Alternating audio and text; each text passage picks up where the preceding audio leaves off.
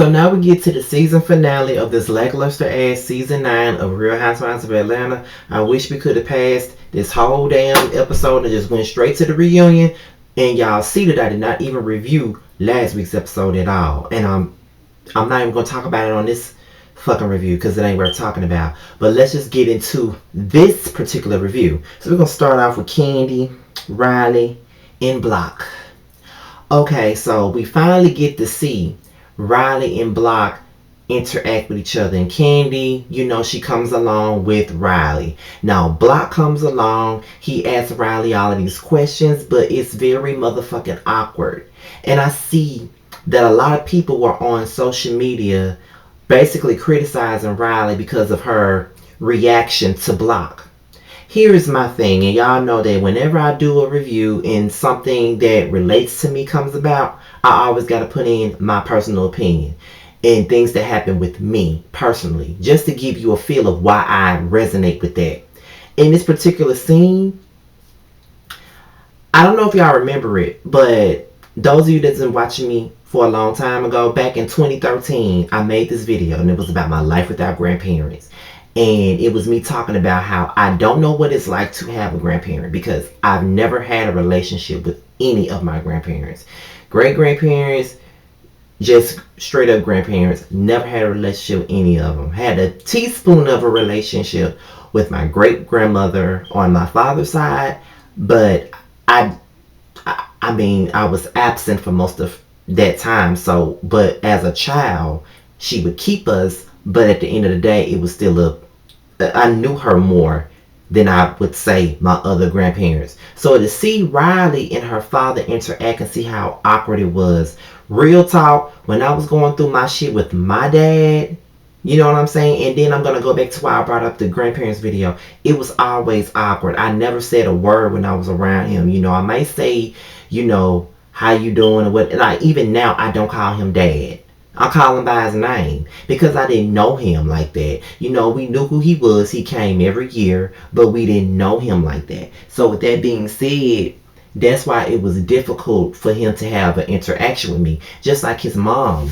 Going back to that video that I made a couple of years back, me and her have buried the hatchet, but it's still kind of weird. We still have this weird vibe amongst us because at the end of the day, I didn't grow up with you and I don't know anything about you. So I understand why it was that awkward tension between Riley and Block. Because at the end of the day, whether that's her father or not, she does not know this man. Period. She don't know nothing about this man. She grew up without this man being in her life for so long that she don't know him. So her building a relationship with this man is going to be awkward.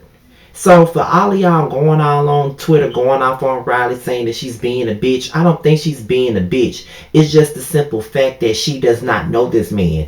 Just because that's your father don't mean you got to run up and jump up and hug him and kiss him and shit. You don't know him. And you're 14 and he's been out of your life for 14 years and you don't know shit about him. You know what I'm saying? How do you expect this girl to react?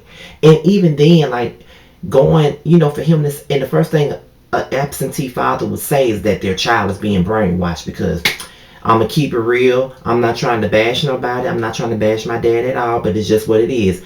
The first thing a motherfucker would say is that, oh, you're being brainwashed by your mother. Your mother said this, your mother said that, your mother said this, your mother said that. Like, I wasn't old enough to know what was really going on.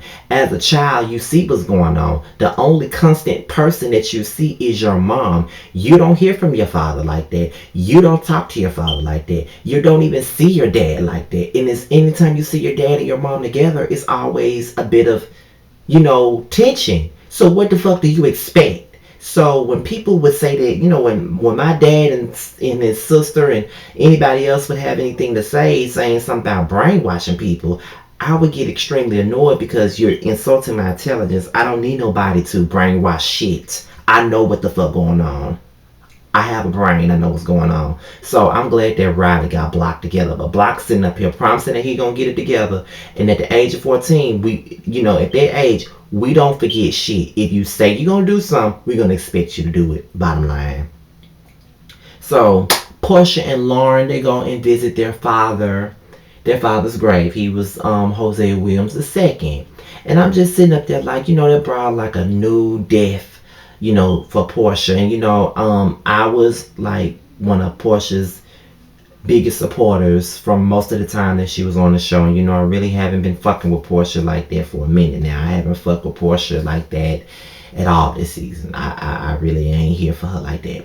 But just seeing her visit her father's grave and seeing, the bond that her and Lauren got, it's really a great thing. And it kind of makes me think about the non-existent relationships that I got with my siblings on my dad's side. My father's still alive. So all he would want is for all six of his kids to get along. But we don't. We really don't get along like that. I speak to my oldest brother Anthony from time to time, but there's Chris, and then there's the other two. There's Chris, and then there's my sister that lives with me, and then there's my other two sisters that I don't talk to. So I think we need Young to fix my life. There's a lot of issues there, issues, unwarranted issues that's underneath the surface, but I'm the only one that's willing to speak about their issues, and I'm always criticized about speaking my issues. But it is what it is. And again, I'm not trying to bash nobody, but it is what it is. So I would hate for my father to die or something happened to my dad and we're still not talking. You know what I'm saying? Like, I've come to that point. You know what I mean? So, watching it just made me realize what's more important. And family is the most important thing to me. So Porsha's father was more in tune with trying to get Porsha and Lauren to have a stable and close-knit relationship, and they have that. And I just wish that I had that with all of my siblings. I only have that with my youngest brother, and we don't even have the same father. We have the same mom. But other than that, I don't have that with the rest of my brothers and sisters. I don't have that bond with them. I don't have that foundation with them. It is what it is, So that's just how I feel about it. Okay, so Johnny and Phaedra, they go meet with a lawyer, and he trying to get all of this money back from Kandi, and he accepted the pay, but now he want to sue. I feel like if you felt like your wages really weren't about shit, you could have easily talked about it. But now that you mad and shit, you want to try to sue for the money. Then Phaedra bitch ass is sitting right there along for the ride, being a dirty low down bitch that she is. She's enjoying every second of this. And I can't stand that bitch. She gonna act like, she don't want to have nothing to do with it. But you sitting up here talking numbers with this nigga, researching numbers and shit. But you ain't got nothing to do with it. You don't want to be involved in it. Oh, bitch, you're involved in it. Trust and believe it. But then they later on get the call. Don Juan tells Kandi, Todd, and Carmen about the lawsuit. And all Kandi did was, well, I just alert my attorneys about it, and then that's how we gonna handle this shit. Because we ain't got time for Johnny and his bullshit. And I know that Phaedra got something to do with it. But when I do see Phaedra, I'm gonna ask her if she got something to do with it. So we get to the unveiling of Chateau Sheree. The shit that we've been waiting to see for years. It's been called Neverland. You done had Funky Dineva and Michelle Brown from the straight from the ATL block, all up in her motherfucking business regarding this shit. And now we finally get to see the inside. And I'm really proud of Sheree. Like, she really got it popping. You know what I'm saying? The only thing about it, she ain't got no stove or no goddamn refrigerator. I don't know how the fuck she gonna live without them two fucking appliances. But okay. And my Candy from Sweet Addictions voice. Cynthia and Mallory arrive, and Shamia and Porsha are along for the ride. So Cynthia informed Shamia and Porsha that they went to the OLG opening, and Apollo's girlfriend came along. So here go Porsha. Oh, his girlfriend came along, and for them to be at Kandi and Todd's opening, I feel like that's messy. But Shamia really didn't give a fuck. She was just here for the tea, because just like me, she don't fuck with Phaedra either. But Porsha was like, I'm gonna definitely talk to Phaedra about it. And then here goes Cynthia. Well, it is Sheree's grand opening night, but I'm gonna let her take a rest with bringing the bone. So I decided to bring the bone collector this time, but I'm not gonna do it full time. I will say that Cynthia really ain't got on my nerves half the season. Her confessionals were probably the best ones I've heard this whole season, because the rest of these bitches been getting on my goddamn nerves, okay? I like all of them have. Cynthia's the one who's gotten on my nerves the least.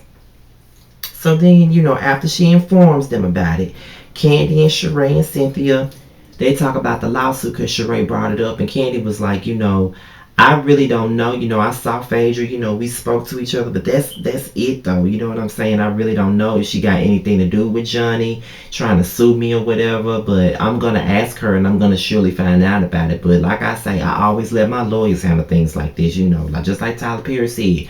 When you have a lot of money, you put money to the side to deal with bullshit like this. So Kandi is smart about the situation. But I do feel like Johnny on some fuck shit. And of course Phaedra is too.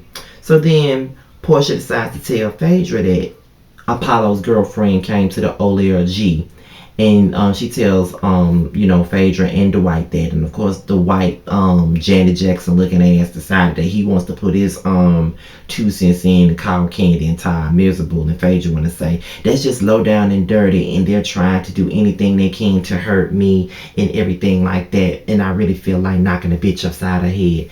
Phaedra, you ain't gonna knock nobody upside the head. Let's just be real. Because when you had the chance to knock Kenya upside her head with your pocketbook, you didn't do a damn thing, bitch. You ain't gonna knock nobody upside the head. And for you to call somebody low down and dirty when to do things to fucking hurt somebody, that's what you've been doing to Kandi from this whole time y'all stopped being friends. You've been talking mad shit about it behind her back. You get on camera and pretend like you're so distraught and sad about Apollo leaving, when in all reality you was ready for his ass to go. But you want to make Kandi out to be the worst person in the world. Girl, please have several seats. I'm so tired of Phaedra and this fuckboy ass bullshit that she be trying to pull on everybody else. Bitch, you ain't shit, okay? You're full of it, and I'm tired of you. I'm honestly tired of you. Like, you really get on my nerves acting like you so hurt and depressed about shit, and you not. So I really wish you would have several motherfucking seats, bitch. Honestly. So then, and then Porsha just as messy because she really don't even know if Kandi invited this bitch or not. But you letting Phaedra believe that she did. But okay, you just as messy as Phaedra ass is. So then Kandi and Kenya finds the basement, and Sheree goes the fuck off because they had no business being in her basement. But Kenya trying to find any motherfucking reason to get back at Sheree for shading everything about more manner. You know what I mean? This whole storyline about these two houses is beyond childish to me. Like, I really don't understand. But then Kandi pulls Kim to the side. They speak, and Kandi was like, I don't want to make it a situation to where it's so awkward to where we can't speak. And Kim was like, it's been 5 years since we've seen each other. We shouldn't even still have an issue with each other. You know what I'm saying? So they decide to mend fences, and that was very classy of Kandi. But I would not be mending fences with a bitch that made me do a song for her and then not even pay me for it. But you're a good one. You're a good one. But I can't really knock you for that because I've forgiven a lot of people. And, certain people who really didn't deserve my forgiveness, or gave a lot of people a second chance, or tried to see the good in a lot of people. And I only, to come to find out, they didn't mean me no motherfucking good, and they really didn't give a fuck about me to begin with. So what do I know? But anyway, so then Kim gets annoyed by Kenya and her comments. And I must say that they had a damn back and forth out of this world. And I'm going to say that Kim won that argument. Kenya was going at it with Kim, but I think that Kim really went in on her. But just because she went in on Kenya does not mean I want her racist ass back on the show next season. Because I really don't. If we got to bring somebody old back, I would rather you bring back Lisa Wu. That's just my opinion. I'm not saying that I'm too hot about her coming back. But other than that, I just ain't here for Kim, period. Like, she was boring on the show. And her show was boring. So who wants to have her ass back? She thinks she's above this shit anyway. So why would y'all even bring her ass back? Honestly. So then we get into Kandi and Phaedra. They have a conversation, and Kandi tells her about Apollo's girlfriend, and she told Phaedra that she didn't know that she was coming. She didn't know that. She talked to her husband about it, and she felt like it wasn't cool, and she apologized to Phaedra about it, which was very noble of Kandi, because at the end of the day, Phaedra isn't a friend of hers, so she really don't owe her a motherfucking explanation or apology about shit.